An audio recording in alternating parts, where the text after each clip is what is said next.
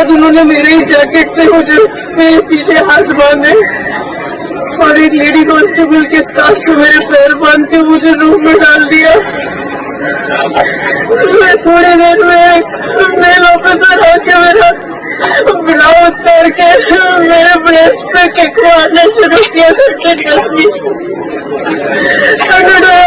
o'clock जो station के आई वो आए और उन्होंने मेरा पैंट लोअर किया, अपना पैंट लोअर किया और अपना पीनस निकाल के मुझे बोला कि कितने बार तुम लेना चाहोगे कि तुम चुप रहोगे, क्योंकि मैं बहुत ज्यादा चिल्ला रही थी हेल्प के लिए, बहुत ज्यादा चिल्ला रही थी हेल्प के लिए। ऐसा क्यों है कि जहां जहां भारतीय जनता पार्टी की सरकार बनती है, तथाकथित डबल इंजन की सरकार, वहां पर रक्षक भक्षक बन जाता है? ऐसा क्यों है कि भाजपा शासित हर राज्य में विक्टिम शेमिंग का मामला सामने आता है? पहले पीड़िता के चरित्र पर सवाल उठाए जाते थे, अब पीड़िता का यौन शोषण पुलिस स्टेशन के अंदर पुलिस के दरिंदे कर रहे हैं। ये क्यों होता है भारतीय जनता पार्टी शासित राज्यों में? और एक बात तो सच है, नरेंद्र मोदी दौड़ दौड़ कर इधर उधर प्रचार करेंगे, एक शब्द इस पर नहीं बोलेंगे। उनकी महिला मंत्री इस पर एक शब्द नहीं बोलेंगी। इस देश की महिला बाल विकास मंत्री कौन है? अगर मैं आप में से 10 लोगों से पूछूं तो एक व्यक्ति शायद इसका जवाब दे पाएगा। महिला सांसद इस पर नहीं बोलेंगी। हो क्या रहा है इस देश में? पुलिस को देखकर जिन अपराधियों की हाड़ कांप जानी चाहिए, उनसे बचने के लिए जब एक औरत पुलिस स्टेशन जाती है, वहां शरण, वहां सहारा, वहां मदद मांगती है, उसके साथ यौन शोषण पुलिस कर्मी करता है। नमस्कार साथियों, मैं आपका दोस्त अशफाक अहमद और आप देख रहे हैं देशभक्त चैनल। ये उड़ीसा में कल एक बहुत ही दर्दनाक हादसा हुआ और वहां पर एक आर्मी ऑफिसर की बेटी एक रेस्टोरेंट चलाती थी और उसके साथ उसका मंगेतर, वो भी आर्मी ऑफिसर, और वो शाम को रेस्टोरेंट बंद करके और घर जा रहे होंगे तो रास्ते में कुछ मनचले जो है उनका पीछा किए, उनको जबरन रोके और बहुत ही अभद्र व्यवहार कर रहे थे। तो ये दोनों जो कपल है वो पुलिस स्टेशन गए मदद के लिए और वहां पर जो काम हुआ वो इतनी शर्मनाक है कि कुछ उसका एक लिमिट क्रॉस कर दिया पुलिस ऑफिसर। वहां पर पुलिस ऑफिसर ने उस महिला के हाथ पैर बांध दिए, उसके कपड़े निकाल दिए, उसका जो ब्रा होता है ब्रा खोल दिया और पैंटी निकाल दिया और अपना पैंट उतार के और अपना पेनिस दिखा रहा था और कहा कि ये तुम लोगे तब चुप होगी। मतलब पुलिस में आप क्यों जाते हैं कि मदद करने के लिए, आपके साथ में कुछ दुर्घटना हो रही है और वहां पर क्या हो रहा है, तो ये वहां पे तो यौन शोषण हो। तो ये इतना खतरनाक ट्रेंड अपने देश में चल रहा है, जो महिलाओं के साथ में अपराध हो रहे हैं, बलात्कार हो रहे हैं। आप किसी भी देश के सोशल मीडिया पे अवेलेबल है, आप वहां पे खोज खबर वहां का देखिए, वहां पे महिलाओं के साथ में अत्याचार कितने होते हैं। हमारे देश में इतना ज्यादा हो गया है कि एक मतलब जितनी खराब से खराब हरकत वो हो रही है, और वो भी कौन? पुलिस वाले, जो बड़े बड़े नेता और ऐसे जो लोग करते हैं। और इसकी वजह क्या है? तो एक तरफ तो मोदी जी जो है वो अभी उड़ीसा की घटना है तो उड़ीसा में 2 दिन पहले ही गए थे, महिला सम्मान की बात कर रहे थे। महिलाओं की उन्नति, महिलाओं का बढ़ता सामर्थ्य, ये ओडिशा के विकास का मूल मंत्र होने वाला है। और ये देखिए मोदी जी के जाने के 2 दिन के अंदर क्या हुआ, खुद उड़ीसा की पुलिस जहां पे बीजेपी का शासन है वहां पर ऐसी हरकत कर रही है। तो इसका वजह तो आप समझ ही सकते हैं कि भाजपा राज में बलात्कारियों का सम्मान होता है और उनको इनाम दिया जाता है, चाहे बिल्किस बानो के बलात्कारी हो, चाहे प्रज्वल रेवन्ना हो, चाहे ब्रिजभूषण शरण सिंह हो, चाहे बीजेपी IT सेल के जो IIT BHU के जो 3 छात्र हो जो छात्रा के हाथ में रेप किए थे, और तमाम जितने भी जो बलात्कारी और गुंडे ये सब बीजेपी में शामिल है और उनको पुलिस छूट मिली होती है।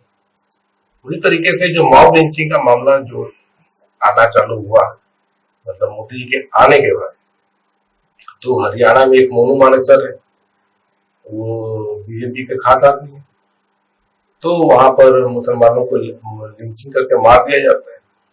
अब वो थमा नहीं, अभी भी हो रहा है।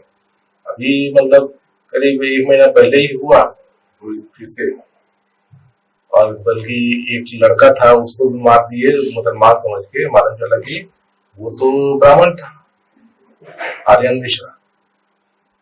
तो ये जब जो सब देश का सबसे बड़ा जो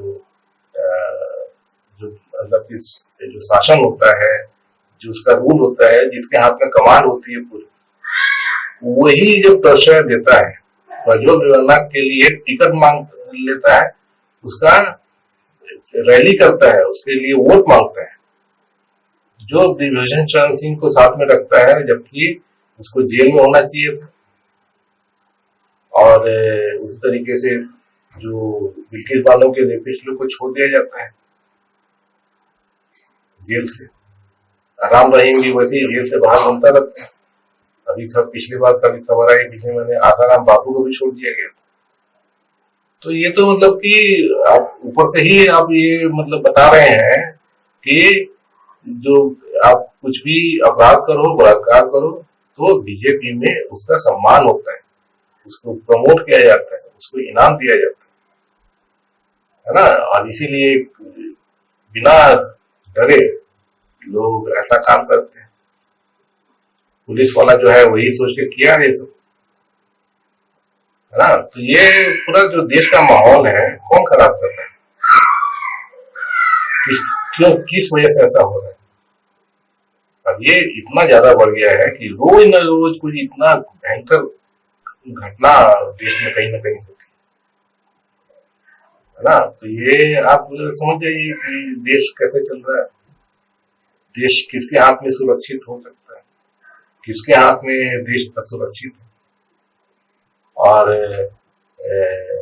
अब आंध्रा की बात कर लीजिए, तो आंध्रा में भी 2 दिन पहले बहुत हंगामा हुआ कि जो तिरुपति मंदिर में लड्डू जो दिए जाते हैं, तो उसमें बीफ फैट है, मछली का तेल है, सुअर का चर्बी है। अब 2 दिन अल्लाह बुल्ला होने का खुलासा कुछ हो रहे हैं बड़े चौंकाने वाले। तो मालूम चल रहा है कि ये जो लेबोरेटरी का रिपोर्ट था कि उसमें जो घी के नाम पे इस्तेमाल हो रहा था, तो उसमें ये सब फैट, एनिमल फैट उसमें मौजूद। तो ये रिपोर्ट एक्चुअली जुलाई की थी और सितंबर में ये खुलासा कर रही है आंध्रा के जो सरकार है चंद्रबाबू नायडू, वो खुलासा क्यों कर रही है, इस तरह से इतनी देर क्यों की है, क्यों बैठे रहे। 14 जुलाई का रिपोर्ट है कि 100 दिन पूरे हो रहे हैं, इसलिए उसको ये कर रहे हैं। अब ये क्या है कि आस्था का सवाल हो गया, बहुत बड़ा खबर फैल गया पूरे देश में। तो पूरे देश में खबर फैल गया, लोग को अब मतलब किसी तिरुपति नहीं, अब कहीं भी जाएंगे कोई मंदिर में प्रसाद लेंगे तो उनके मन में शंका होगी कि इसमें कुछ ऐसा चीज तो नहीं है कि हमारा धर्म भ्रष्ट हो जाए। तो बवाल कटा हुआ है। और ये जो रिपोर्ट जो बता रहे थे, तो ये जुलाई में थी तो में आ गई थी, तो सितंबर में आगे बता रहे हैं। आखिर क्या वजह थी 2 महीने बाद। और ये जो रिपोर्ट है, तो इसमें अब सवालिया निशान उठ रहे हैं कि हैदराबाद में ही जो सबसे बड़ा लेबोरेटरी है वहां पे क्यों नहीं टेस्ट कराया गया, और ये गुजरात में क्यों टेस्ट हुआ।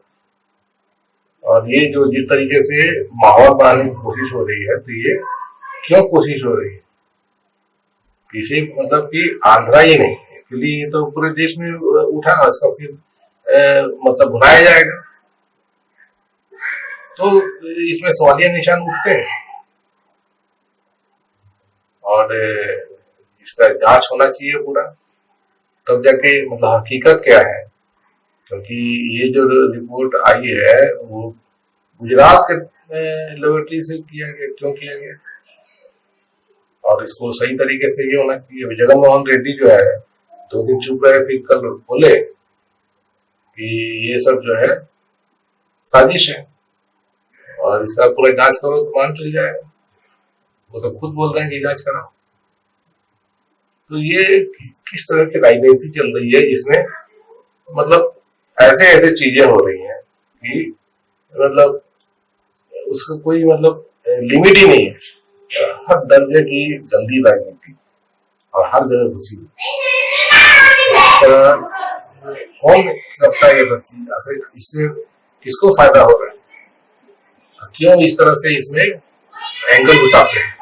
अब यहाँ पे क्या वजह है कि जगन मोहन रेड्डी जो है ना, एक्चुअली नाम तो हिंदू है लेकिन वो क्रिश्चियन, यहाँ पे ये एंगल भी घुसा है। ये जगन मोहन रेड्डी के राज में ये हुआ, जानबूझ के ये हिंदुओं का के साथ खिलवाड़ किया गया, इस तरह का ये फैला है। तो ये मतलब मकसद साफ समझ में आता है। ये पूरे देश में यही माहौल, इतना गंदा माहौल हो रहा है। और ये जो जिस हाथ में सरकार होती है उसकी जिम्मेदारी होती है कि देश में माहौल अच्छा बनाया जाए, नफरत का नहीं बल्कि मतलब मोहब्बत का माहौल बनाया जाए, और वही जो है ये सब नफरत बोलने काम कर रहे हैं और हिंसा के काम कर रहे हैं। और भ्रष्टाचार का पता ही है कितना चरम भ्रष्टाचार हर चीज। तो सवाल यह उठता है कि आप ऐसी सरकार चाहते हैं जो ऐसा काम करती है? जनता को सोचना पड़ेगा।